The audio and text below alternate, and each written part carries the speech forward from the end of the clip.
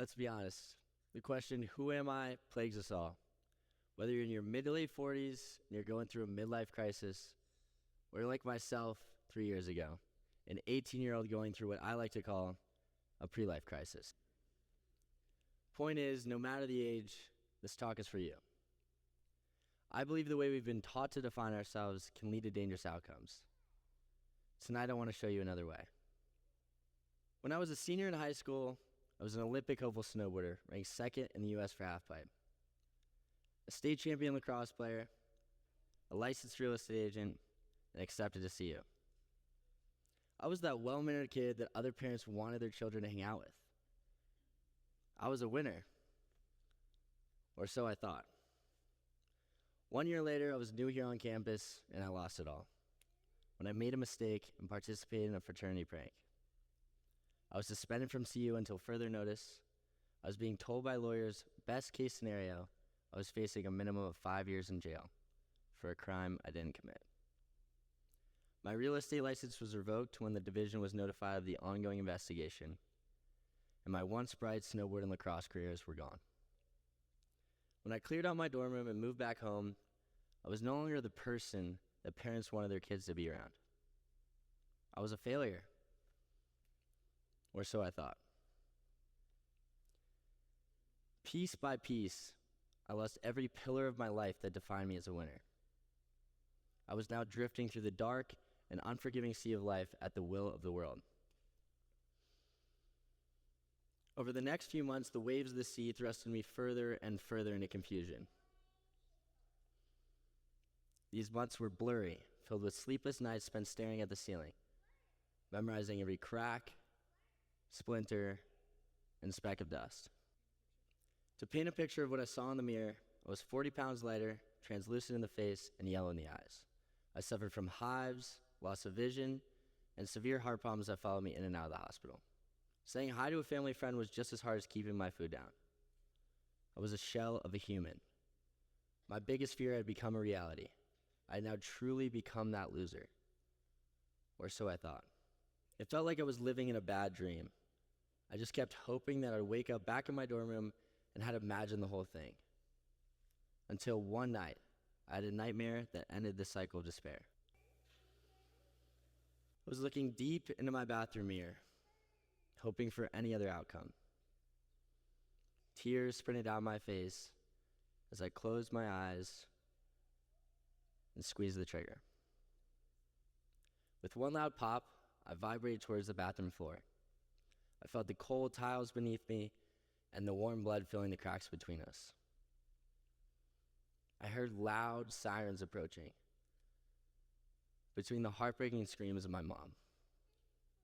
I woke up from this horrible dream, gasping for air, high on adrenaline, and full of regret. I felt every agonizing detail as if it were real.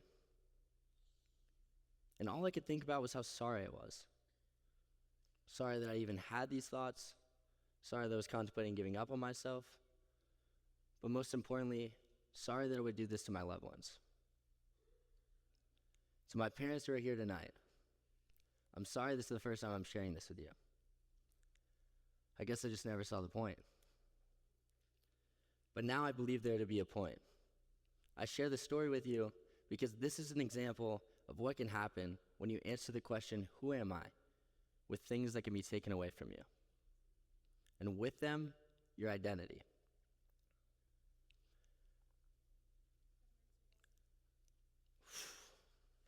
All right, enough of the sad stuff.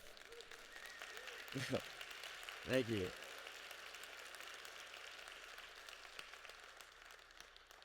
Enough of the sad stuff, I promise.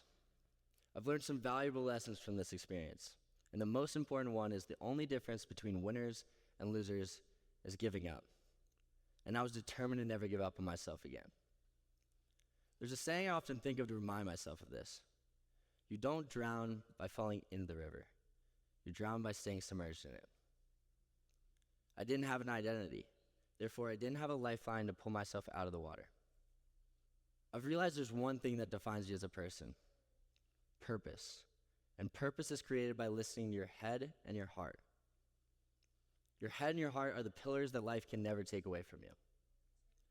A few months later, the investigation came to a close, and I was exonerated and reinstated back at CU. Thank you. I realized I had an opportunity to come back to the place where I lost it all and rebuild the pieces in a better way. I was a freshman at CU once again, although this time, a skinny, socially anxious one. A key moment of building my identity was in a first-year writing class with a professor that changed my life. This professor's in the crowd with us tonight. Professor Orley. This essay not only changed my life, but it's also something that helped me find the purpose in it. The title of this assignment was This I Believe, and it gave me a map on how to find my true identity. As I wrote about what I believed in, it brought me back to my childhood. I believe in the toddler who is too young to swim and just old enough to walk, who gains palpable joy from jumping off the diving board. I believe in the little boy dragging the oversized snowboard up the side of the slopes. And I believe in the boy who would spend summer rainstorms in the backyard with a lacrosse stick. I know snowboarding taught us how to take a fall. I know lacrosse taught us how to be a team player. I know they both taught us how to stay calm even when it's on the line, and most importantly, they taught us to never give up. This paper showed me that while I'm no longer that nationally ranked snowboarder or real estate agent, I'm the person that brought us there. It was clear to me that I'm the qualities, not the achievements. It taught me that discovering an identity from within is my lifeline to guide me through the tough times that life brings. So who am I? Hi, I'm Chris Magee. I'm motivated, positive, creative, confident, and I don't give up. And what's my purpose? To bring people together in a positive and memorable way. With this lifeline, I've put the weight back on, overcome my social anxiety, regained my confidence, made lifelong friends. I see the world through the most positive lens ever, and I'm the happiest that I've ever been. All because I took the time to reflect on who I am and what makes me happy. No matter what I'm working on, my goal is to bring people together in a positive and memorable way. In the past year, this clear purpose has led me to make some meaningful impact. I won a nationwide sales competition for a company that makes social events safer. I broke the sales record of the largest college travel agency, which has brought thousands of college students memories that'll last a lifetime. And I founded an apparel brand called Hug Your Friends, a symbol that reminds people to lean on and support their loved ones. And I've followed that same passion to the stage tonight with the same goal, to bring people together in a positive and memorable way. Tonight, I want you to ask yourselves the question, who am I? Look deep in your head and your heart, and let the answer be your lifeline, guiding you through every storm and uncertainty. You don't have to choose between winner or loser. In fact, I reject the notion of losing altogether, because we evolve with every experience.